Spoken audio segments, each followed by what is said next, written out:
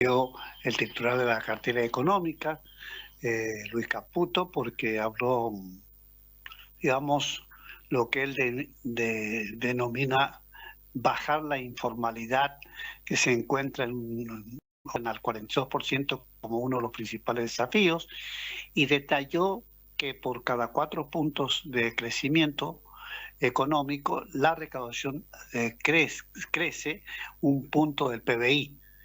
Uno de los ejes para esto es alcanzar la flexibilidad laboral y abordar la industria del juicio.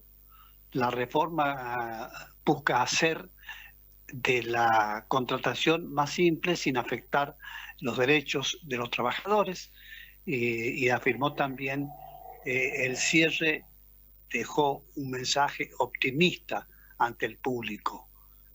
Suban al tren a la Argentina, no la para nadie.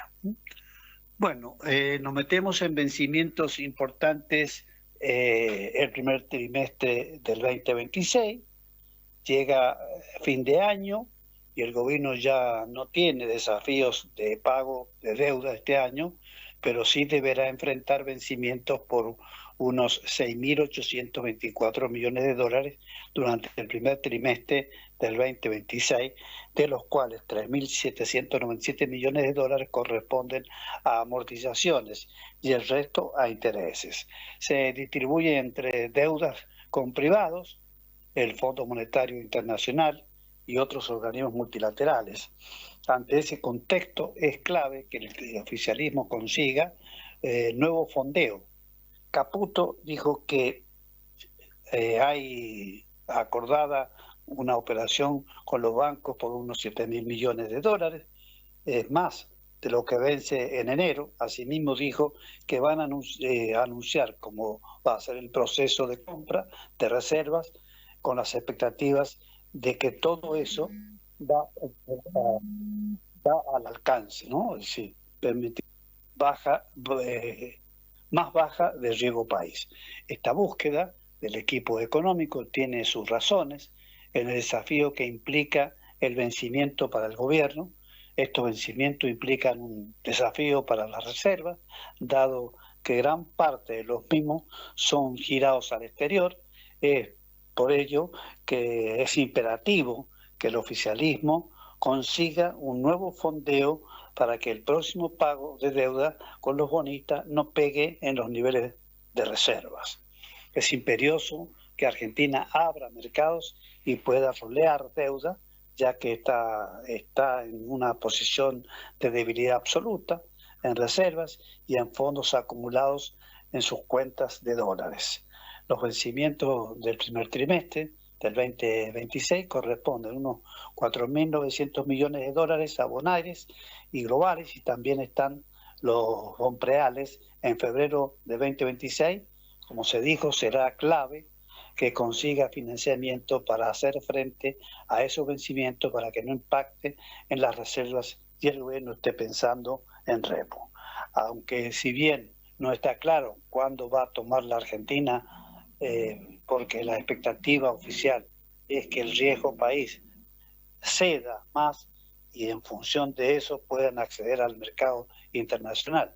El éxito que tenga en esa tarea el gobierno va a determinar por qué número va a tener que tomar el repo. Es decir, que una parte de los vencimientos podría financiarse en los mercados, pero para eso es clave bajar el riesgo país. Ahora bien, hay que plantear que el riesgo país en 640 puntos demuestra que no hay riesgo de default. Sin embargo, es clave que ceda más en ese sentido. Apunta que la relación con Estados Unidos actúa como catalizador para que baje y como un seguro para controlar la volatilidad. Es decir, la operación con los bancos será una manera de trazar un puente para que baje más el riesgo país. Sin embargo, en los próximos meses, comprar o no reservas ya no será una opción, sino una necesidad, aunque ello implique acelerar la recalibración del esquema cambiario y de bandas, que hasta el mismo Caputo confirmó aunque ese cronograma de acumulación de reserva deja en duda si dejará en segundo plano la preferencia por un dólar más anclado o no. En el capítulo de bonos y acciones, el ministro de Economía aseguró que el riesgo país continuará bajando con la certeza de que el Congreso acompañará la reforma, mientras que la acumulación de reserva dependerá de la demanda de pesos y del acceso al financiamiento. Si bien en la Citi se desvinculó la evolución de los activos argentinos de las palabras de Caputo, el movimiento dejó matices. En este caso, los matices tienen que ver con los ADR, treparon más del 8%, el SIP Merval retomó las subas y los bonos globales avanzaron del 0,2% al 1,4%. Sin embargo, de bonares quedaron rezagados. El riesgo país no bajó de 640 puntos. Caputo planteó una inminente caída del riesgo país con las reformas que se discuten. Tiene que comprimir en las próximas semanas porque la economía se recupera, afirmó. Caputo también sostuvo que después de las elecciones el país quedó mucho más cerca de acceder a los mercados, algo decisivo, pues reduce la ansiedad del mercado, permite refinanciar vencimientos y facilita la acumulación de reservas. Sobre la dinámica de acumulación, el ministro marcó una diferencia clave entre comprar y acumular. Dijo que el Banco Central registró compras récord, pero que la acumulación neta no se vio por la situación heredada. Hacia adelante explicó que el gobierno comprará dólares solo en la medida en que aumente la demanda de pesos para evitar recrear los pasivos remunerados.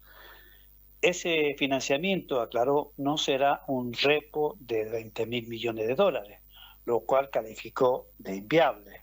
Las conversaciones, dijo, se extendieron a bancos internacionales para un eventual crédito por unos 6.000 o 7.000 millones de dólares, y Caputo confirmó además que el esquema de bandas cambiarias seguirá vigente, como dijimos más arriba.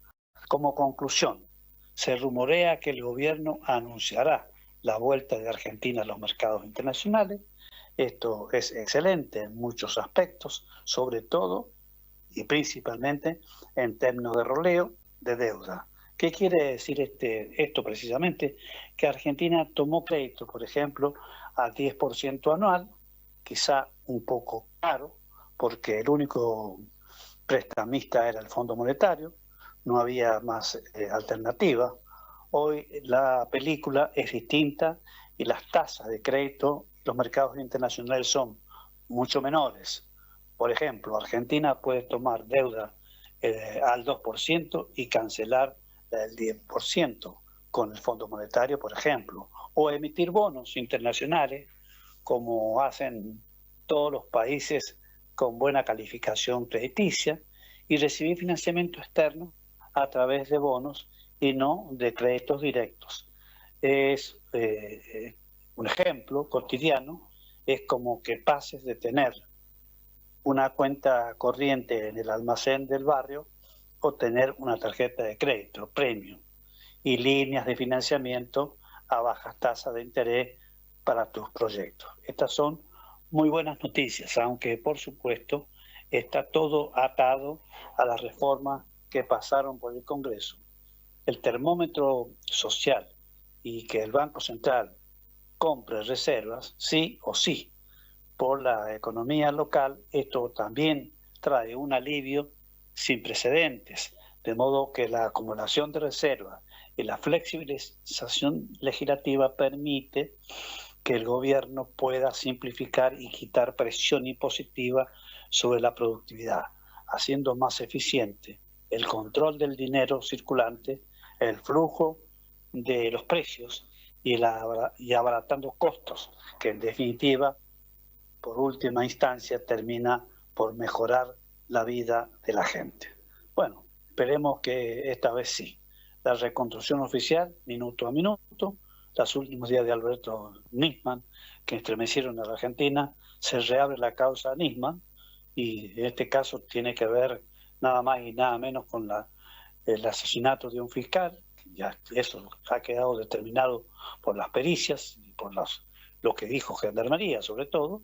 Alberto Núñez regresó el 12 de enero del 2015 a Buenos Aires, proveniente de Europa, interrumpiendo un viaje con su hija, con una decisión tomada, presentar de inmediato su denuncia contra la entonces presidenta Cristina Kirchner y varios funcionarios por supuesto encubrimiento del atentado a la AMIA. Ese mismo día ya estaba en la UFI, AMIA, ultimando los detalles y coordinando todo para formalizar la acusación. Al día siguiente, 13 de enero, conversó con diputadas de su confianza y avisó a allegados que preparaba una jugada muy fuerte. Estaban en marcha contactos con abogados, periodistas y ex dirigentes. Él anticipaba que se la jugaba toda. La noche del 14 de enero lo encontró participando del canal Todo Noticias, exponiendo su regreso, su denuncia y reafirmando que sabía que corría riesgo. Aún así, aceptó presentarse públicamente.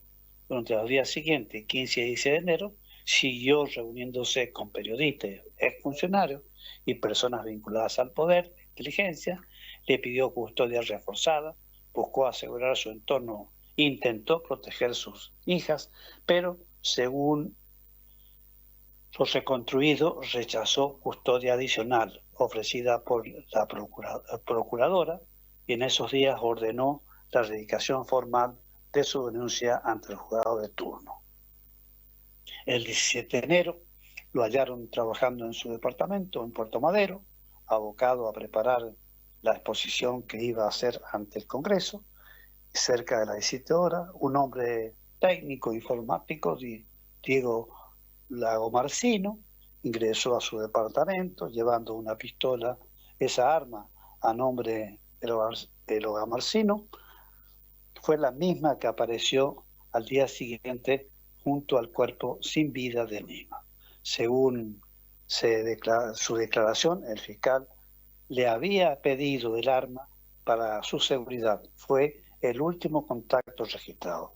La noche del 17 al 18 de enero, la custodia asignada abandonó la consigna. Nadie volvió a verlo con vida. Su cuerpo fue hallado, como decimos, el domingo 18 de enero en el baño de su departamento, en la Torre Le Par, un tiro en la cabeza, la pistola a su lado, un casquillo cerca, estaban presentes rastros de manipulación en un escenario en el que por lo menos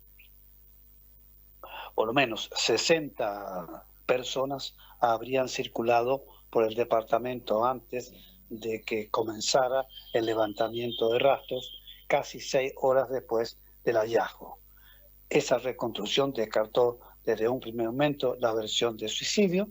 Hubo una secuencia de hechos: viaje interrumpido, denuncias, amenazas, presión institucional, pedido de custodia, la entrega del arma, la ausencia de la custodia y la presencia de múltiples personas en el lugar, que confluyeron en un final trágico y cuestionado. Hoy, una década después, ese relato detallado de últimas horas no solo conmueve por su dramatismo, interpela, denuncias las fallas institucionales, expone la fragilidad de un sistema de protección y judicial y reaviva la pregunta más dolorosa: ¿quién ordenó, quién planificó y quién ejecutó este crimen?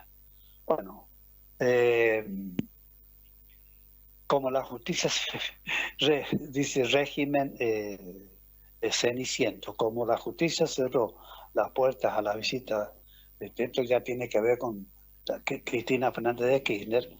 Creo que es importante este datito que nos dejó Paula, en el sentido de el departamento que habita Cristina en San José 1111.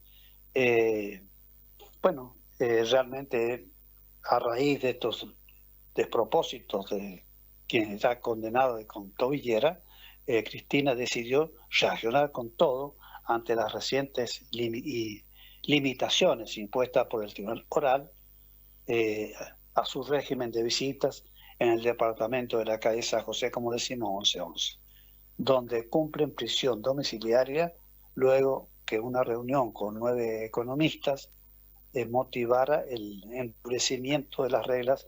Su defensa, liderada por Carlos Bradley, apeló a las restricciones ante la Cámara Federal de Casación.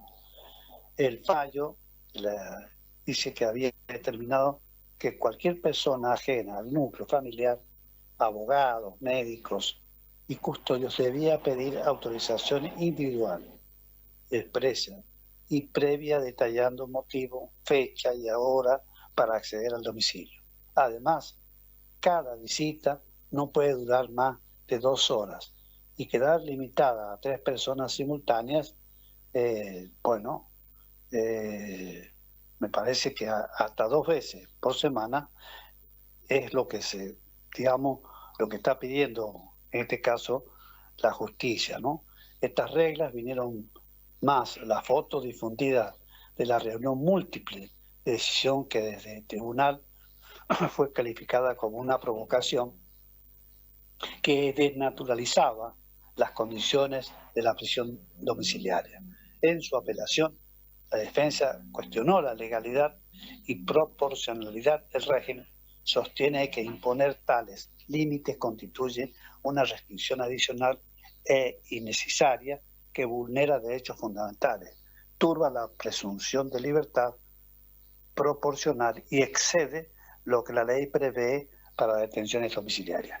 También impugna el decreto de decomiso de bienes, pretende que ambos fallos sean revisados por casación, dejando abierta la posibilidad de revertir el endurecimiento.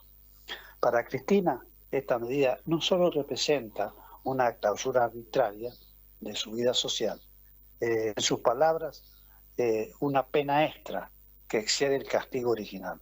Afirma que la expresión de su voz política a través del debate con economistas o interlocutores políticos no puede ser considerada una provocación judicial. Si casación le da la razón, no solo podría recuperar un régimen de visita más flexible, sería una victoria simbólica que reivindicaría sus derechos civiles y la igualdad ante la ley. Si no, el aislamiento seguirá siendo no solo físico, sino también simbólico, una prisión de puertas casi cerradas, más allá de las rejas. Digo todo esto con la convicción de que esta pelea judicial no es solo de Cristina, es de justicia, de derechos básicos y de lo que significa la dignidad humana en tiempos de condiciones políticas. Justicia firme, la Corte Suprema de Justicia de la Nación pone punto final a la causa Julio Debido, con la tragedia de 11, su condena queda confirmada, y Julio Debido agotó, en este caso, sus últimos pedidos, ¿no es cierto?, de reposición para revertir la condena por la administración fraudulenta vinculada a la tragedia ferroviaria de 11.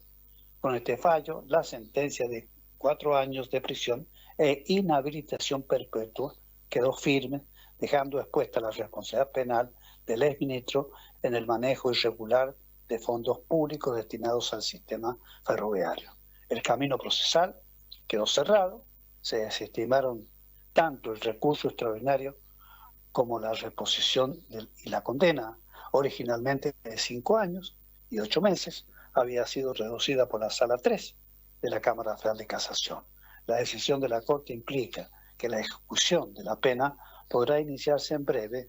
El Tribunal Electoral ahora evaluará si Debido será detenido, lo que marca un giro decisivo en su causa que se demostró más de una década. Este desenlace consolida lo que muchos esperaban, una condena firme y ejemplar para los graves errores de gestión y el manejo de fondos públicos que terminaron indirectamente en un desastre que costó decenas de vidas. Bueno, Por otra parte, siempre en el contexto de los kirchneristas, la justicia empieza a recuperar más de 60 millones de dólares decomisados a Lázaro Báez, ya pasan al patrimonio del Estado. La Corte Suprema de Justicia de la Nación dio este jueves un paso decisivo, inició formalmente la transferencia al Estado de los fondos y bienes decomisados en Lázaro Báez y su hijo, producto de las condenas en la causa conocida como la ruta del dinero K. La cifra supera los 60 millones de dólares, sumando activos líquidos, sumas obtenidas en subastas y numerosos bienes inmuebles, propiedades en Santa Cruz, Buenos Aires y otras provincias que quedarán registrados bajo la titularidad del Estado. El trámite quedó iniciado tras un oficio enviado por el director general de gestión interna de la Corte al juez del tribunal que condenó a los Báez, Tribunal Oral 4, en el que se ordena la adjudicación definitiva de los fondos decomisados y la inscripción registral de los inmuebles para que pasen al dominio del Estado. También se dispuso la transferencia del dinero a cuentas del máximo tribunal.